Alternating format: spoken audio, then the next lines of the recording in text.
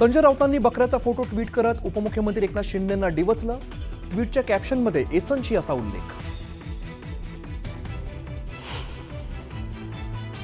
रायगड दौऱ्यावरून केंद्रीय गृहमंत्री अमित शहा मुंबईत। शहांची मुख्यमंत्री उपमुख्यमंत्र्यांसोबत रात्री बैठकीतून पालकमंत्री पदाचा तिढा सुटणार का याकडे लक्ष।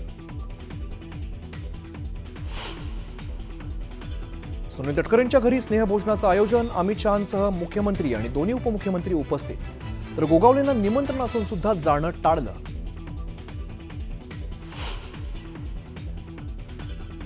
स्वतःला आलमगीर म्हणणाऱ्याची कबर याच मातीत। औरंगजेबाच्या कबरीवरून अमित शहांचं मोठं विधान, तर शिवरायांच्या आदर्शावरच मोदी सरकारचं काम सुरू असल्याचा दावा।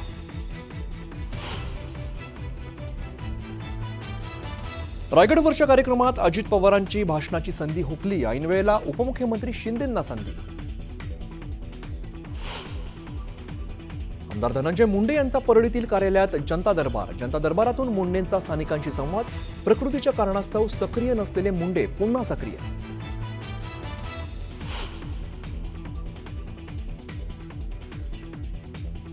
साताऱ्यात शरद पवार आणि उपमुख्यमंत्री अजित पवार एकाच बैठकीत। रयत शिक्षण संस्थेच्या मॅनेजिंग काउन्सिलच्या बैठकीत काका पुतण्या एकत्र।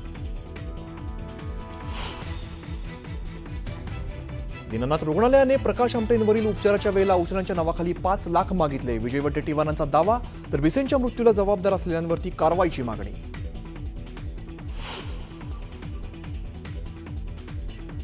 वक्फ विरोधात पश्चिम बंगालमध्ये हिंसक आंदोलन। जमावाकडून पोलिसांवरती दगडफेक, गाड्यांची जाळपोळ। सध्या परिस्थिती नियंत्रणात।